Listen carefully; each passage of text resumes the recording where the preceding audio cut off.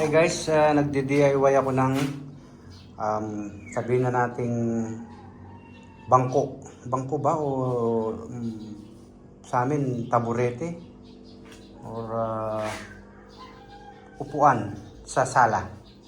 Ayan. So marami akong tira-tirang kahoy dito. Gumamit ako ng planer para medyo bigyan siya ng buhay ulit. At so far maganda naman yung kinalalabasan. Ayan. So may drawing ako dito. Kung ano yung magiging itsura niya. So at least may plano, and then tingnan na lang natin later kung ano yung kalalabasan nito. Para i-reveal ko na lang. Okay? Thank you. Morning guys, ito na. Natapos ko na yung sinasabi kong bench. Bench ba tawag yan? Hindi. Parang sopa, tapos yung bench ito pala. Yan. So for today, gagawa ako ng same ng center table. Pero, isip ko pa kung paano ko siya puputulin kasi makapal yung slab. Ito.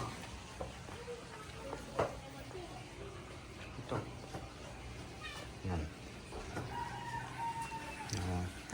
Pagkat ako ulit pag natapos na.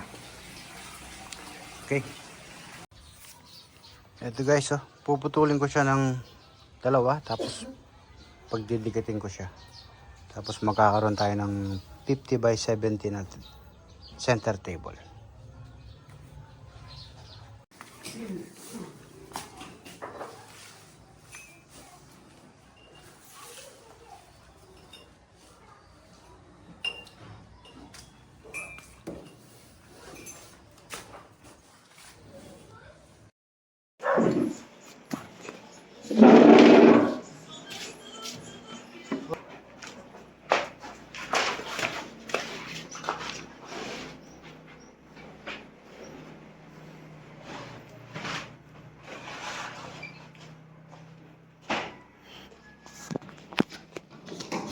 Defrosted na, nilinis ko na.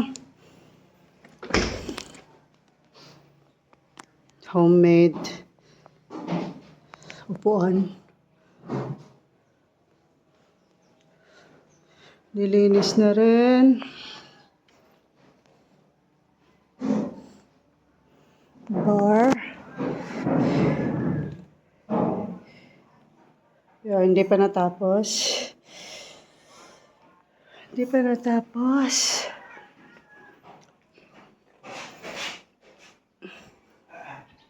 Itong mga gamit na iniwan: toaster, coffee machine, blender, water cooker.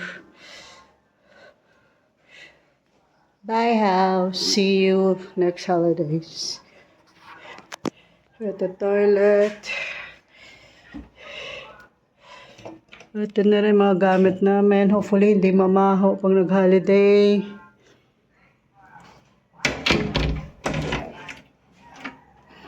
So, I don't know. Yan. Ito bathroom namin. Nilabang ko na yung yung bath mat. Kasi last year na bath mat nawala. So, nilabang ko na. Para pag natuyo at gumamit sila, magamit nila. Itong room, hindi ko na tinanggal. I don't know how. So, but that's okay.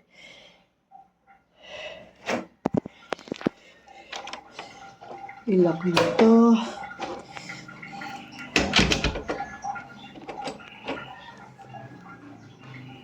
Bye house. See you next. Sana may kuryente na sa sunod. Mailagay ng kuryente.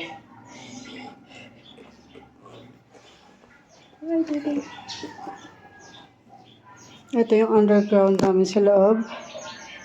Hopefully, neches na doon.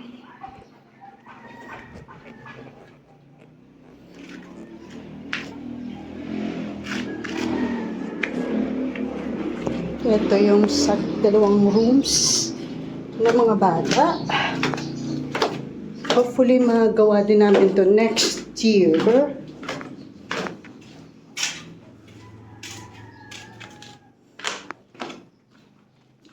Oh, eto may pintuan pala.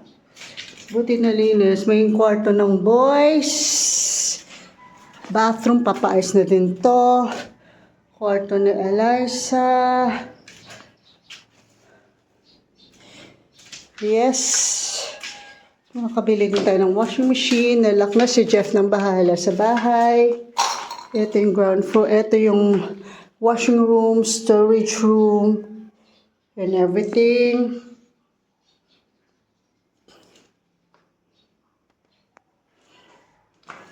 Tapos, ito yung what's that? Wine cellar.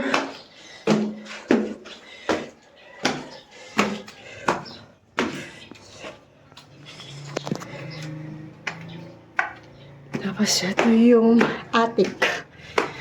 Tinakpan muna namin to kasi hindi pa totally. Dito mo tumatambay si Jeff paggabi.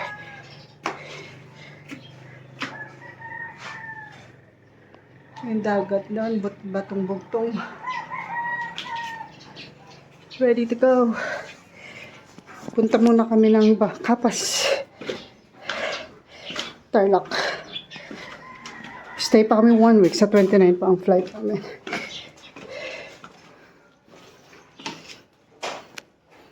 Bye, house.